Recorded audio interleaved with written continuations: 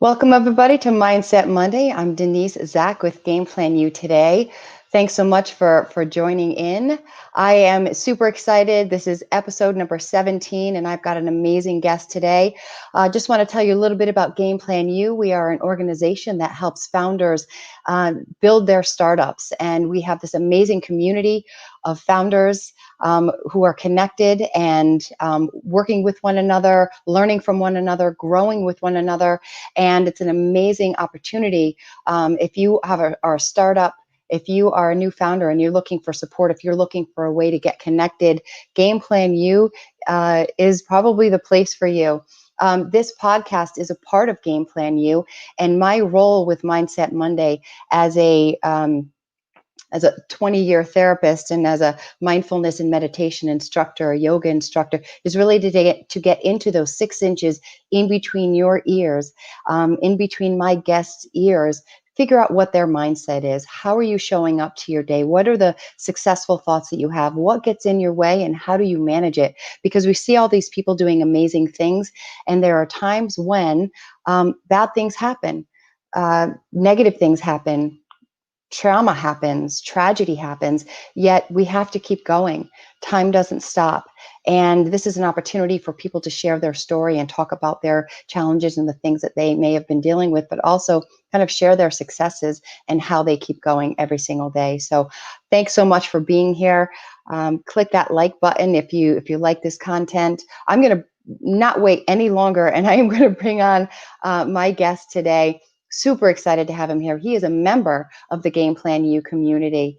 Danny Harris, hello. Good morning. Good morning. Thanks for having me, Denise. Thanks so much for being here. I really appreciate it. I met you a while back during one of our first events, and it's been so amazing to just watch the transformation of your organization and your business and your connection with Game Plan U. And so I just want to just give you a shout out, because being a founder is not an easy thing. It is a challenging thing. It is 24/7. It never ends. And there are challenges that happen every single day that there's no one else to go to. There's no boss to go to. It is you all day long, kind of carrying that weight on your shoulders. And I just think it's just a testament to your strength and your resiliency as a person that you bring into your business with you. So I just want to just appreciate you right now. And thank you again for coming on to talk with us today, or talk with me today, and to whoever's watching. But can you tell us a little bit about your business? Tell us a little bit about Game Day. Tell us a little bit about yourself, and how you came to develop it, why you came to develop it. Yeah. So I started Game Day. Well, the idea of Game Day was probably 4 years in the making. I'm a huge sports fan, and I, like many of us, many sports fans, but mostly just people who engage in entertainment. I was sitting on my couch and I was watching a basketball game, and something caught my attention that was on the court. And in any true fashion, I try to immediately go find it. And that experience, I still don't own that particular warm up that the Golden State Warriors were wearing to celebrate Chinese Heritage Night. And so my passion for sports, my background in data analyzation, and working in startups, and more importantly, understanding the e-commerce world, sort of led me to that idea that we can create a better experience for sports fans. And as sports fans, we think of the experiences that we have, and those experiences are watching a game. They're connecting with our favorite athletes. They're the games that are taking place. And I wanted to bridge that gap between the experience of the game, the event, and what it is that we're seeing.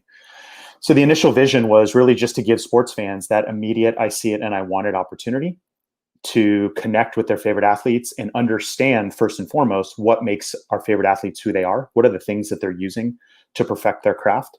And then taking it a step further, if I wanted to, I could go purchase it and connect directly with the retailers where those products can be purchased, instead of trying to navigate the web of things and try to find it all yourself. That experience remains from a Game Day perspective, and we can certainly get into it, into more of the weeds. But over the last 2 years, and the understanding around the business side of game day, the importance from an athlete's perspective, the branding side of an athlete, it became crystal clear that there was a huge value for the athletes from a game day perspective. And so while it has evolved, it hasn't pivoted, it has evolved from just that consumer experience to we really want to be a tool and an asset for athletes, business managers, their agents to create this branding platform that helps them share with their fans and followers what it is that makes them who they are in a 360-degree view. We help them monetize that. So we help create a new revenue stream as that's becoming more and more important as sports can be taken away from them at any point in time, which is crystal clear over the last year. And more importantly, it's the data play, the data asset that every athlete gains as they understand truly what their brand is worth and the value that they bring to brands that they may or may not have relationships with. So we believe that this will fundamentally change all the future business conversations moving forward and put the power back in the athlete's hands. I love that. I love that you're kind of solving at the very least, two different problems, right? One is the way that fans engage with athletes that they love and respect and admire, and the gear that they put out and how to connect with that. And then for our athletes to have a platform and a way to get that gear, that product, that whatever it is out to the fans. And so it's this win-win situation that started from you admiring. I think you said it was like a warm-up suit, right? Yeah. Yeah, it was just, Right? it was one thing that happened on the court. And then it was going through that process and realizing there isn't a seamless flow. We as sports fans are influenced by, especially sports fans, we're influenced by the athletes themselves, and the generations are certainly more athlete focused than they are team. And so we want to travel with those athletes and really discover and understand more about who they are. Yeah, absolutely. I love that. And you talked a lot about your background in data analytics, in e-commerce and strategy, you were in operations, you were in program management.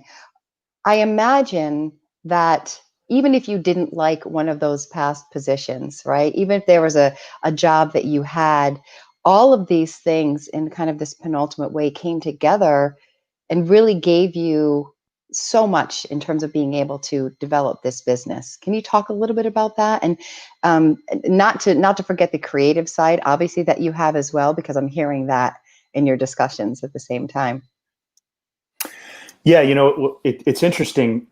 I would say probably it was probably 2012, 2013 where I had a conversation with a mentor of mine, and it was that typical conversation. What do you want to do? Where do you want to be in 5 years? Do you want to be starting your company?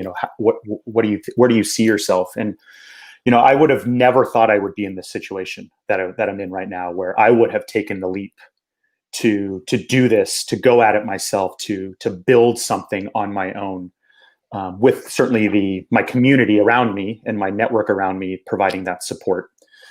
But I would say to that question, it certainly has been every step of the way has built on top of each other, has provided that one more level of blocks as you could imagine to put me into this situation. So, I started just typically in a customer service role, just answering emails for a startup, and that starts to build empathy for customers.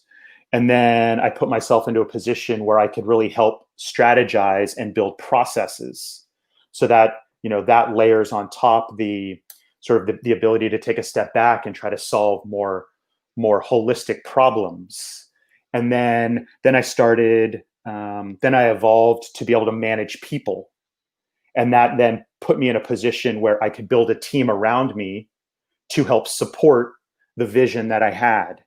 And so it's those little pieces that on their own, you look at them and they're, that they're a minor entity that you can look back. But when you put it together,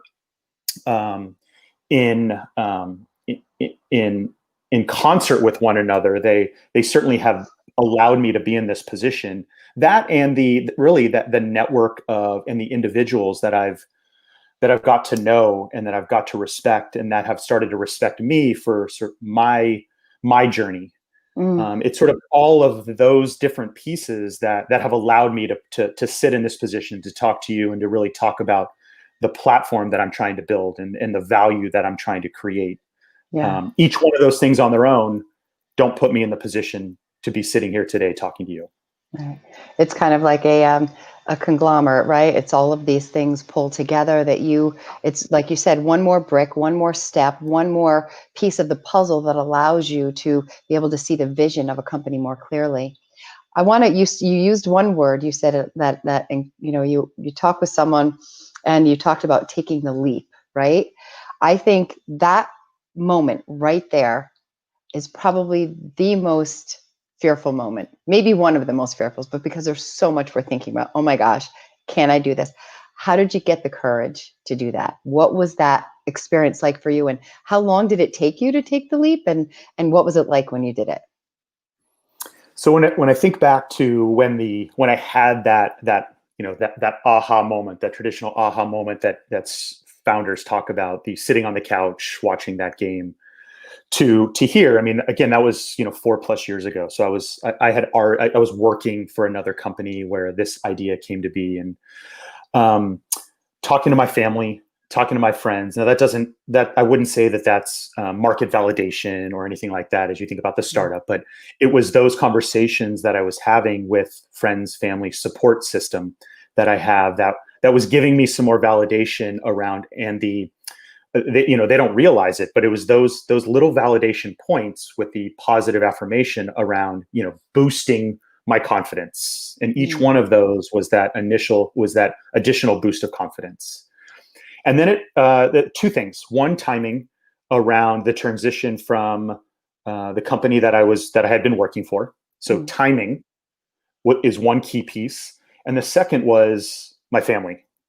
Without having the support from my wife and my daughter, we're not sitting here. We're not having this conversation. And it was, my wife actually said, if this happens, and this was something else that she was going through, if this happens, you're going to do this.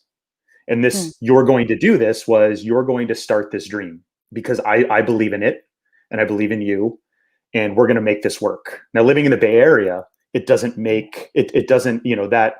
that financial burden of starting your own company, that's a huge concern. But having that support from your partner couldn't be more valuable, mm. to get me to where I am right now.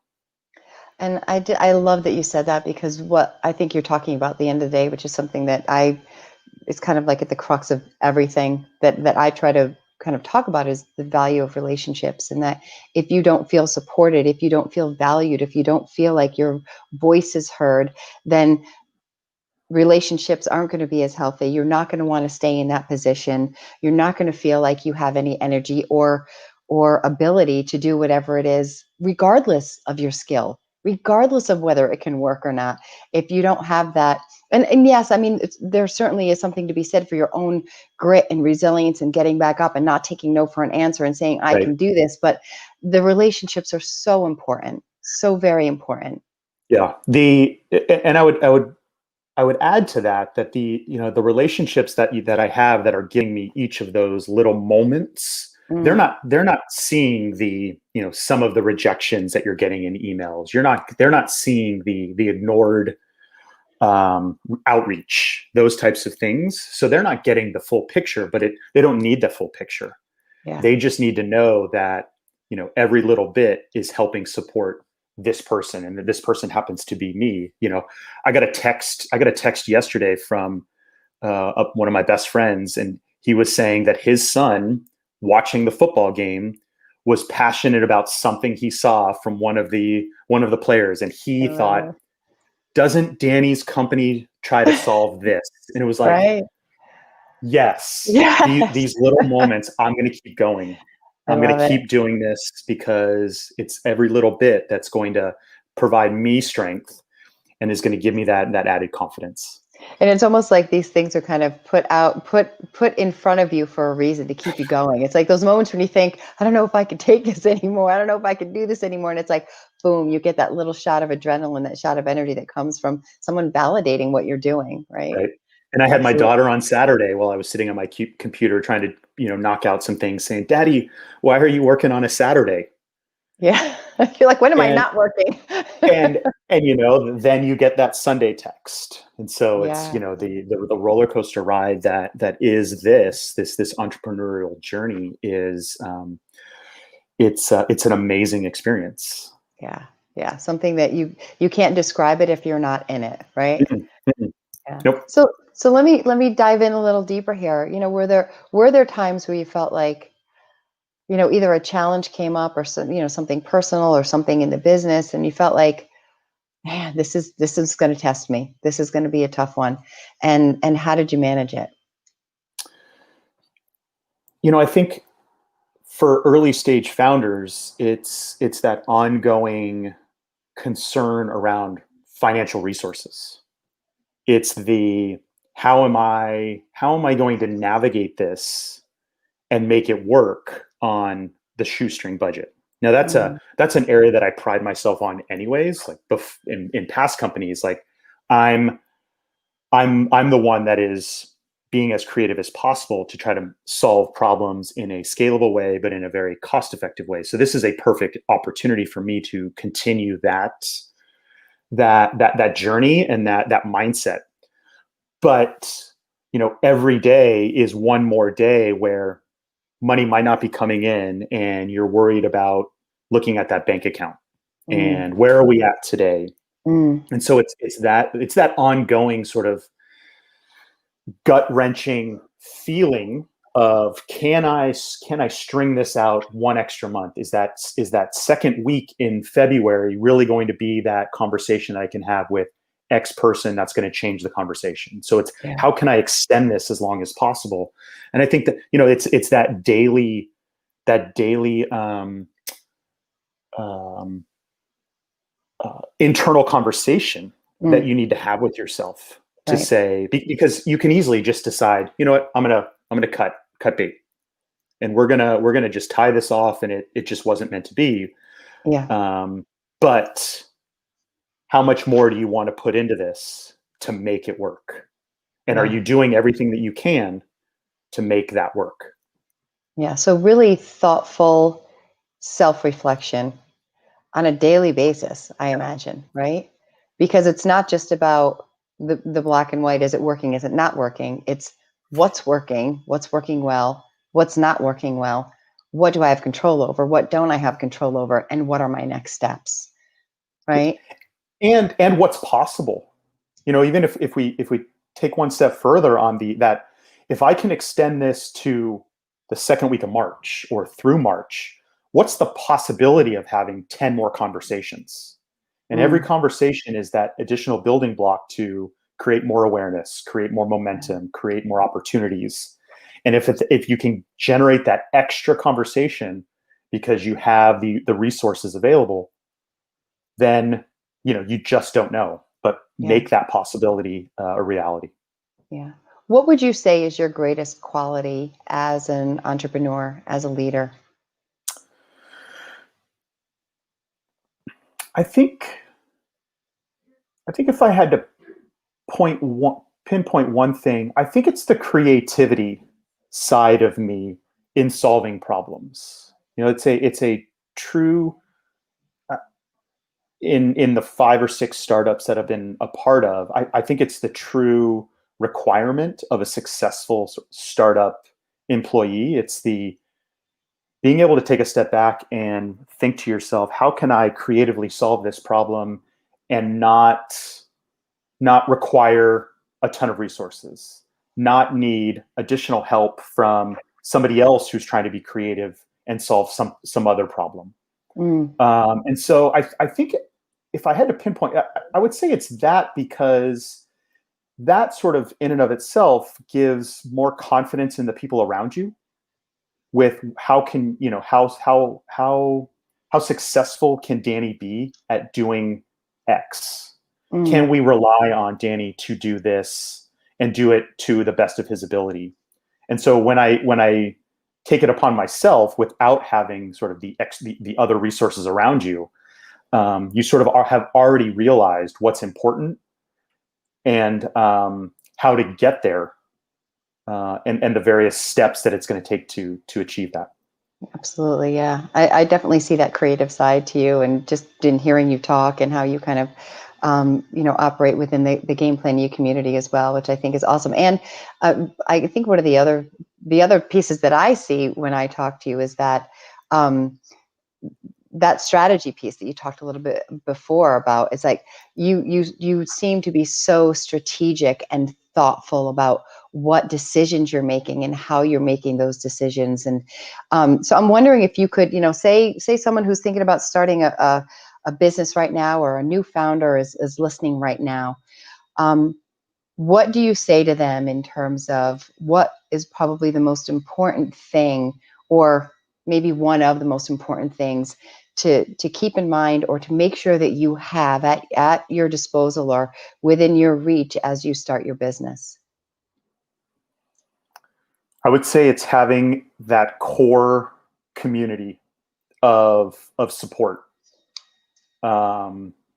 It's try to put yourself in the uncomfortable conversations to build that core community of Yeah, support. Um, if I think about myself, I'm not the sales type of person. If I and I had a founder ask me in a company that I work for, Danny, you do really well in pitching stuff. What would you say about sales? And I thought, like, that would be the worst experience of my life, and that was 8 or 10 years ago. yeah, But you put yourself in the uncomfortable situations where you have to be selling, and so yeah, that's going to naturally build on your experiences. And every time you're having a conversation, you're selling. And so absolutely. it's as you're selling, you're building and you're strengthening that network of folks, especially your that core community, Mm, and that's going to help build you up, and then they're going to help expand that overall network for you, because mm-hmm. they're going to believe in you, and you ultimately need to have that belief in order to be successful. Absolutely. Great advice. Awesome Yeah. advice. So I want to just give people an opportunity to learn a little bit more about this is if they want to get in touch with you, right? Yeah. They can contact LinkedIn. This is your LinkedIn handle, and then your Game Day website, which I'm sure has a plethora of information to tell people a little bit more about the company and what you all do. And if people want to email you directly, this is the best way for them to get in touch with you there, or Yeah. they can message you on LinkedIn, I imagine, right? Yep. Awesome. Great. Yeah. And I want to thank you so much for being here. I think that you've provided so much amazing information about what goes on in the mind of an entrepreneur every single day, day in, day out, some of the challenges that they come up against, and how to manage it, really, how to kind of think strategically, how to think creatively, how to build those relationships and build those networks. Such amazing and valuable information. I want to thank you again for being here today. Again, if you all want to get in touch with me, if you want to be on this podcast, you can email me. You can also find me on LinkedIn. And I just want to thank you all for being here today, for tuning in. I want to thank my guest, Danny Harris, for being here, for all of his valuable information. Any last words you want to? As you talk about Game Plan U, the one thing I just want to say is the Game Plan U program is truly a community. And I've said it before with your colleagues. It's unlike the other programs that I've been a part of. I've been fortunate to be a part of. I wouldn't turn those opportunities down if I had to go back and do it again. But the Game Plan U program it truly is the community that is going to provide the support and help build up each of our just who we are. And so I couldn't thank the program more. I couldn't thank you and the rest of the team more. Anybody out there who's curious more about it, certainly reach out to me. I'm happy to talk more about the community. But it really is, it's a family. And so I couldn't, I would choose it again every time. Awesome. Thank you Yeah. so much. I couldn't have asked for any better unsolicited 100%. validation. I really We didn't appreciate that. discuss this beforehand, community, I Right, promise. right. This was authentic. 100% authentic. Yep. I love that. Thank you so Yeah. much, Danny. It's been great talking with you. Have a great day, and thanks everybody for tuning in.